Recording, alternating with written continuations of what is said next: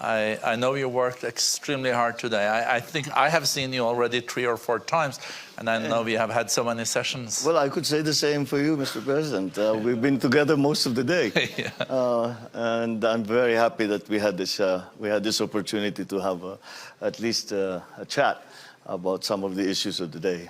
And congratulations on your elections. How many months have you been in office now? I took office, inauguration was the 1st of July. Yeah.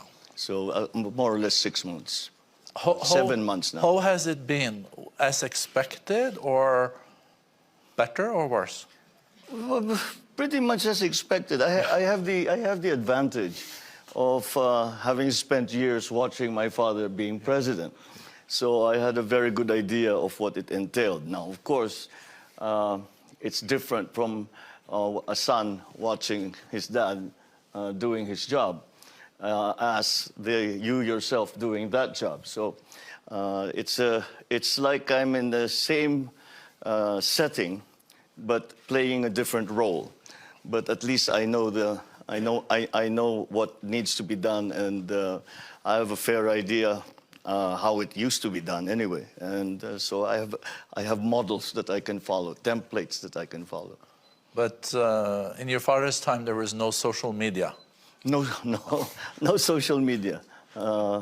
Yes, that's actually in politics, I think, all around the world, not only in the Philippines, that suddenly social media has become such an enormous force, not only in politics, but in all other walks of life. So, yes, that is the new feature. I think maybe we could say that the world is more complex and confrontational now than back when your father was president, and more complex in the region? Yes, because it was simpler then. For example, when you talk about foreign policy for a country like the Philippines, you choose. You were with the Americans or you were with the Soviet Union. That was still the Cold War. We were still in the midst of the Cold War. And so, yes, it was simpler then. But it's that kind of arrangement, or that kind of the spheres of influence, as we used to call them, I don't think applies anymore. However, we spoke about this in another session, and the forces that are sort of tending to push us back into this bipolar, I mean, not in a psychiatric sense, but bipolar world are quite strong. Yeah. But I think most leaders and most strategists have a consensus that we should not fall back into that kind of situation where all countries have to choose which side they will be on. So when asked which side are you on, I said, well, I don't work for Beijing, I don't work for Washington, D.C. I work for the Philippines, so I'm on the side of the Philippines. And that really translates into a very simple statement of foreign policy, which is I promote the national interest. And the national interest also has led to the fact, I think you've been already in Beijing and yes. visited President Xi Jinping. Mm-hmm. Did your father go to Beijing? My father went to, my family has quite a history with the People's Republic, because in 1974, I was 16 years old. My mother took me with her on the first visit of Filipino delegation to China. And that was the precursor to the establishment of diplomatic relations. And so after that, we met with Zhou Enlai. We met with the Chairman Mao Zedong. Deng Xiaoping was number 3 then. So that's how it all began. The next year, my father brought a formal delegation, because we were unofficial with my mother. He brought a formal delegation where they set the framework for the establishment of diplomatic relations between the PRC and the Philippines. I guess a very different China you visited now Oh, God. than you visited in the 1970s. Completely, completely, and it's just absolutely remarkable what we saw in China in 1974, and what we saw, because after that there were many visits subsequent to the signing, especially of the diplomatic relations, but the rapid growth and modernization of China is just remarkable. I think everyone here is perfectly familiar with how that happened. But still, when you think of the time that it took them, for example, a place like Xiamen, when we first went to Xiamen, it was a little village. Even Guangzhou. Guangzhou was like it was a small city, and now it's you could be in any of the great Western capitals in terms of sophistication, in terms of development, in terms of wealth. It has been absolutely remarkable to watch. Is China now your most important trading partner? Yes, they are our largest right now. They are our largest trading partner. And the U.S. number 2, or? The U.S., I think, is number 3 now, Yeah. if I'm not mistaken. Because especially since the pandemic, the alliances between our neighbors has become very strong. For example, the biggest contributor for foreign direct investment now is Singapore into the Philippines. Wow. And I think the next Japan and Korea are following on its heels. So it's very much a regional, because I think there has been a consensus amongst the Southeast Asian countries, Asia-Pacific countries, that we have to build these partnerships together. And the idea was really that because we need to encourage trade and to have these partnerships, because we are coming into an uncertain world with the post-pandemic global economy, and so those partnerships are strong. So we have been very active in ASEAN, APEC, to promote those partnerships, and that's why I think the balance in terms of trade and in terms of assistance has changed over the years. I was quite surprised to hear that Singapore was number 1 on the FDI side, and you said second Japan and then Korea? I think that's where we are now, Yeah. but I think it's going to move. But I expected maybe China among the 3, but maybe many Chinese companies invest through Singapore.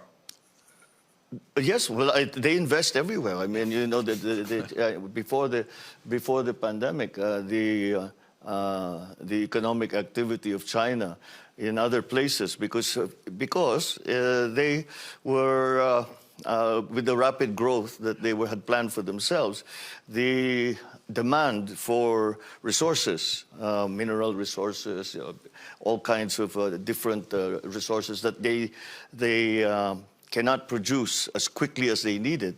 So they've gone to other areas for their supplies. So it's been the same thing with the Philippines, especially at that period a few years back, where China was growing at 10% every year, 10 to 12%. In fact, there were years that they were saying that they were posting 12% growth.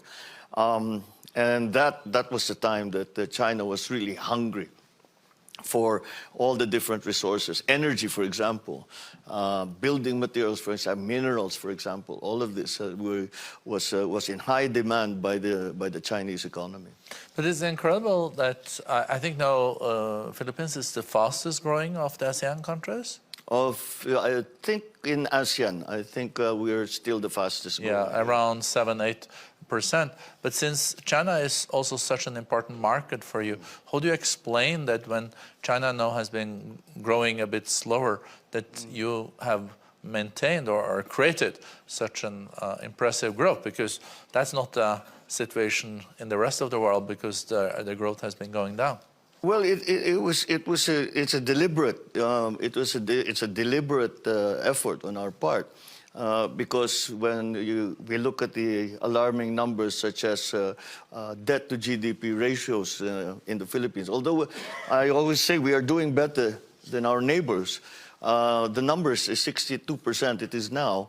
Is still very high for us. So the strategy is to have high growth rates and to pull us out of that situation. And so we've done everything. First of all, after the pandemic, or as we came on, as the pandemic has begun to subside, the main concern were jobs.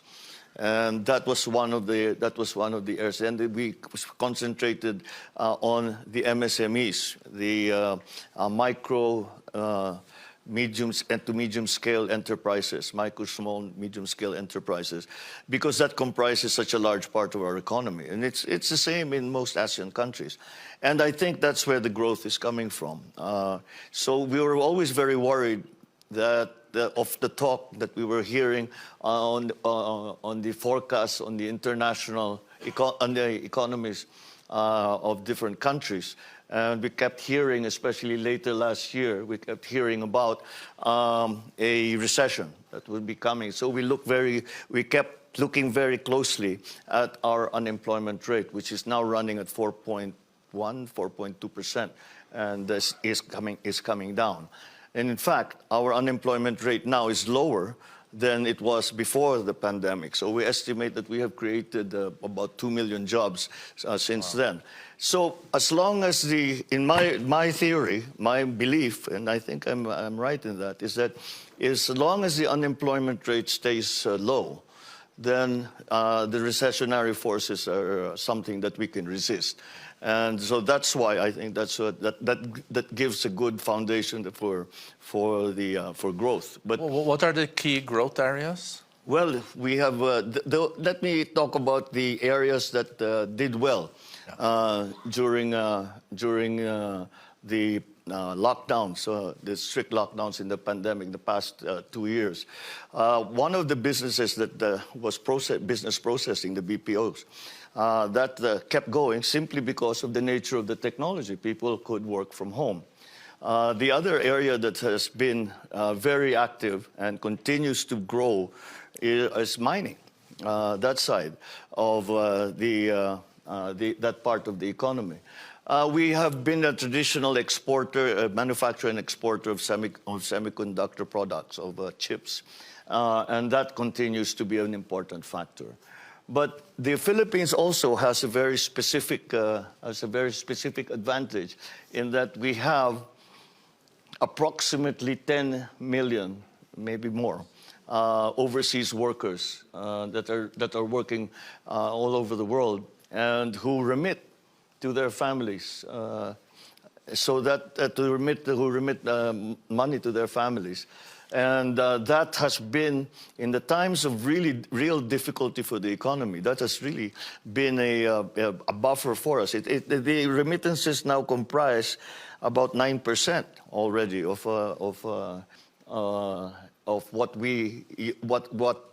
what the government is using to fuel this growth. You also have 7 decades long agreement with the U.S. on security. Is that something that you want to keep? Oh, it's probably, I would say, it'd be not even more than 7 decades. It's been over a century in different guises. So that has evolved in very many ways. I mean, we started off as a Commonwealth of the United States earlier in the 20th century, and then further on, we've gained liberation after the war, after the Second World War, 1945. But the connection between the Philippines and the United States has remained strong, and we are their only treaty partner in Asia. And so that has grown stronger and stronger. But it has to. I always say that the only way for it to remain strong and to remain relevant is to evolve that relationship. So it can no longer be simply what it was before, and the Philippines has changed, the United States has changed, the world has changed, and now we are living within the context of all of these other forces that are coming out especially around the region, around South China Sea. So again, to be able to respond properly, we have to evolve these relationships. And I have to say that it continues to go. We are progressing along that evolution very well. And we are able to continue not only in terms of trade and in terms of diplomatic relationship, but beyond that, we have security arrangements with the United States, and that has come to the forefront. Whereas perhaps we were a bit on the back burner for a little while, that has again come to the forefront because of the increased tensions in our part of the world. Yeah, and you mentioned the South China Sea. Is that something that keeps you up at night? The South China Sea situation, yes. Is that something that keeps you up at night? Keeps you up at night, it keeps you up in the day, it keeps you up most of the time. It's something, it's very dynamic. It's constantly in flux. So you have to pay attention to it and to make sure that you are at least aware of the present situation, so that you are able to respond properly. So it's well, we in terms of, let's say, cross-strait tensions, we're at the very front line. We are at the very front line, and so whenever these tensions increase, when the ships come out, the Chinese send their Coast Guard vessels, the Americans answer. We are watching as bystanders, and said if something goes wrong here, we are going to suffer. And that's why when asked what is your foreign policy and how would you describe it, I say it's a commitment to peace and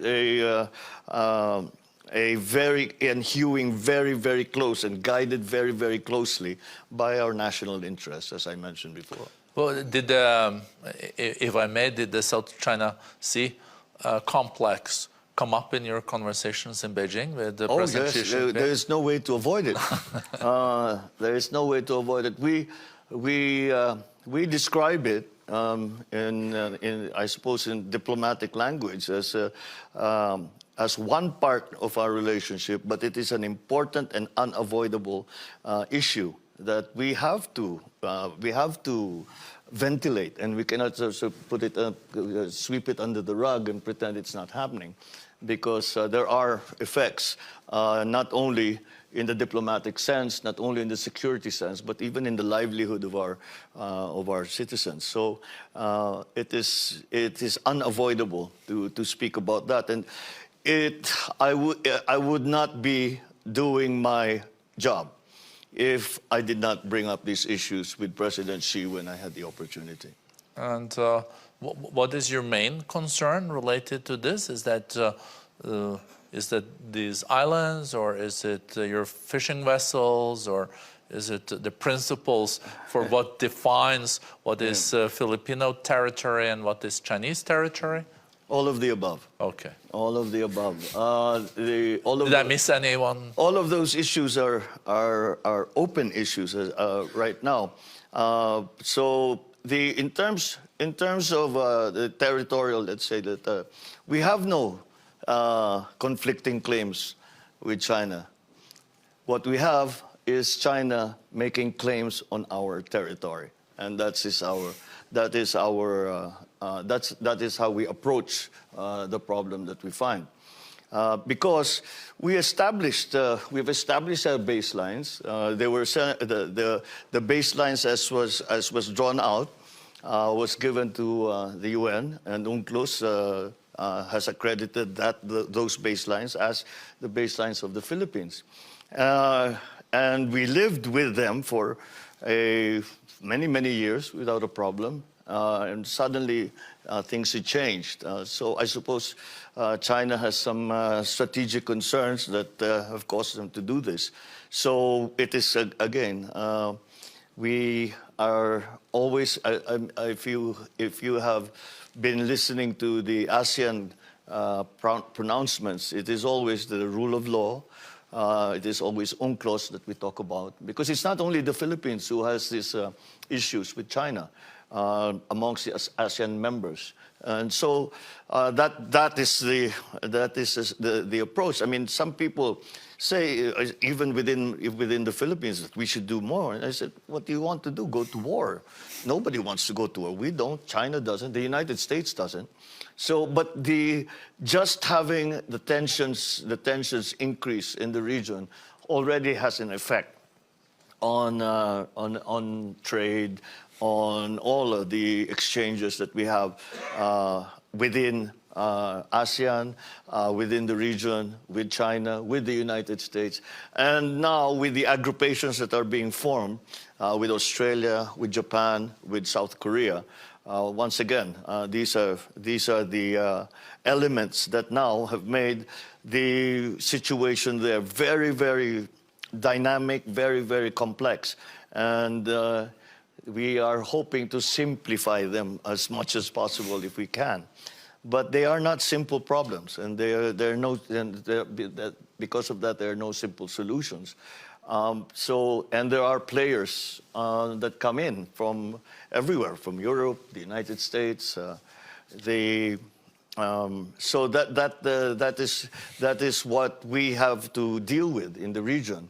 However, there is also a unanimity of the belief amongst the leaders in ASEAN that we must be committed to the idea we call it Asian centrality, but it essentially boils down to the idea that the future of the region must be decided by the region. It cannot be decided by outside forces, by outside powers. And I think that has been a good guide for the foreign policy and our dealings with the superpowers. You see, Japan has now committed to double their defense spending budget from 1% of GDP to 2% of GDP. Is that something you ran on too on your ticket, or is that something that you're reflecting on in the Philippines? Well, I think to an extent, but not because the belief is that, first of all, there is no point the Philippines building up its armory. First, we are not in a economic situation that we are able to build up to the levels that the Americans have, to the levels that the Chinese have. And more importantly, perhaps, is our abiding belief that the solutions are not going to be military. And if they are going to be military, then they are not solutions, because it will end badly. If it goes that way, it will end badly for everyone involved, and even those who are not involved. And when I say that, I'm thinking of the war in Ukraine.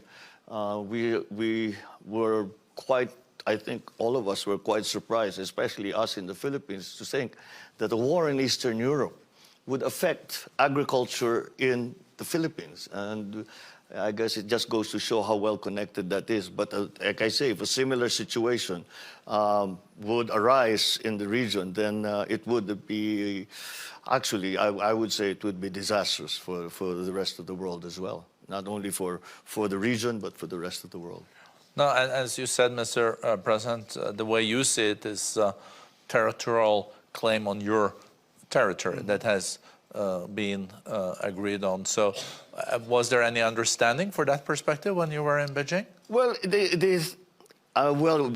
when I spoke to President Xi, I prefaced our discussion by saying we are not going to decide here today the issues that are between the Philippines and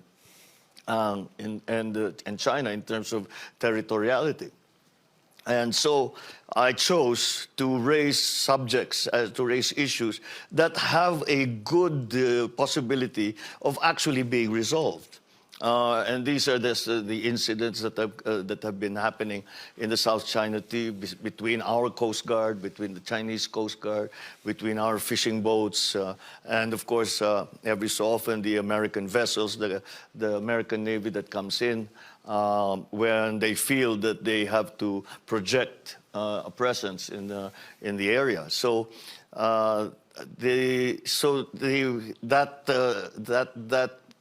that precludes the possibility of just saying, look, we come to an agreement between the two of us, and we will take away all the issues there. As we keep coming back to the fact that it has become terribly complex and very, very dynamic, and requires a good deal of attention. Mr. President, coming back to the economic potential of the Philippines, as you said, you have a young population. You also saw during the lockdowns that there were possibilities to work from home. People are tech savvy. If you look at, for example, like South Korea and other nations in the region, they've leapfrogged from a certain point. Do you see a possibility now in the years to come that the Philippines can really leapfrog and take the step into a situation where you could follow some of your most successful neighbors? Well, we sincerely hope so, and I think that is a distinct possibility, simply because we also hold a great deal of, we also recognize a great deal of potential in the new technologies in terms of course, in the economy. And the advantage that we have, that the new tech has, is that it is not like the traditional industries where you have to slowly build it up over the years. You come, you have a problem, you engage new technologies and bring it on, and you don't need to buy second-hand technology. You can buy the state-of-the-art immediately. So that's the leapfrog. Is you come from very old tech, and you go straight to the cutting edge of technology. So that, I think, that is also, I think, what South Korea was the first highly digitalized country in Asia, and followed by many of our other neighbors in ASEAN. It is a central tenet of the development strategy of ASEAN and of all the member countries in ASEAN. Well, what do you think are the main obstacles today that you will look at? Is it infrastructure? Is it quality of education? Is it R&D? Is it red tape? Is it taxes? Is it fiscal stability, or all about? I guess it's again all of the above. But the approach that the Philippines has taken is our lessons learned, the hard lessons learned from the lockdown, from the pandemic, from the height of the pandemic, where it became very, very clear where the weaknesses were. In terms, for example, we talked about agriculture, in terms of agricultural production, in terms of distribution, in terms of supply and pricing as well. The areas in infrastructure, I think we have made the commitment, and I'm confident that with that commitment, and we follow through on that commitment, that our infrastructure development will proceed apace, and that is something that we have control over, simply because these are government projects, and we are again promoting PPPs even in the especially in the infrastructure projects, because these are big ticket programs. So that is one area. The other ones, in my view, are the for example, are the systems and that we have in place. And the bureaucracy has a part to play in this, because the bureaucracy has been formed to respond to a different kind of economy and a different kind of global economy as well. So the structural changes in the bureaucracy, for example, they're quite painful changes as well. Have to be made, and that is part of it. Digitalization is going to play a large part in that process. So again, but on the plus side, when I am asked why are you so optimistic about the future, and I always say, you know, when what we have been given is that people say we have to recover, you know, we got into this debt hole and we have to dig ourselves out of it. I say I don't really see it the same way. what I see is that we are reforming, reshaping the global economy, and that gives us an opportunity. It's not a clean sheet of paper, but maybe half clean sheet of paper where we can still design and draw, put down our ideas for what the global economy should look like. So, and the reason that I'm very optimistic and very confident of the future. And in fact, we have a sort of bet going with Madame Georgina of the IMF. Okay. In terms of, they predict a growth rate of 5% for the Philippines, and we said, well, our projection is 6.5%, and we're still hoping that we will be able to grow beyond that. And the reason that I'm so confident about that is because we have this workforce. We have a very good workforce in the Philippines. We have the youngest workforce in Asia. You might be surprised to learn that the average age of a Filipino worker is 23.5 years old. So that is a huge demographic dividend. But demographic dividend is not paid out just as a matter of course. You have to develop. You have to develop now. Some of the concepts that we keep hearing about is upskilling and reskilling, and that's we have concentrated on.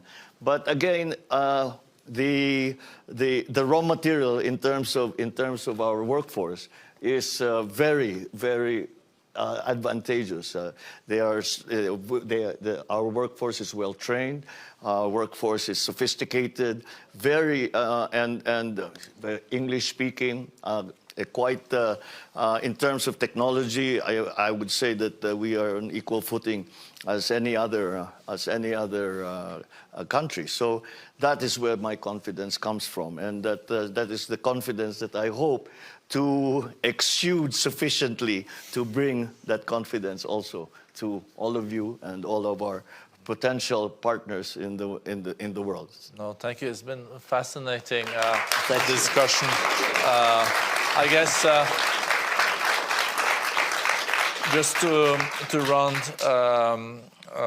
off, how many years is it since your father left office? 34, in 1986. We left the Philippines in 1986. So, did you expect to come back as the president of your country? Not as president. We were in exile for 6 years, so we weren't sure if we were coming back at all, physically coming back. My father never made it back. He died in Hawaii.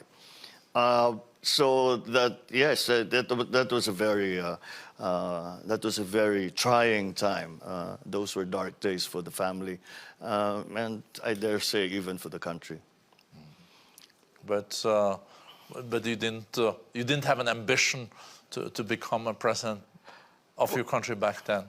Well, I need to explain this to people that as I was coming out of schooling, out of university, I avoided politics. I was determined not to go into politics. I said, why will I go into politics? My father has done everything in politics, and the life is difficult. And I could see the sacrifices that he had to make to get to do a good job. And I said, yeah, maybe that's not what I'm meant to be doing. But after we came back from the United States, after exile, when we were first allowed to come back, the political issue was Marcos. And for us to defend ourselves politically, somebody had to enter politics and be in the political arena, so that at least not only the legacy of my father, but even our own survival required that somebody go into politics.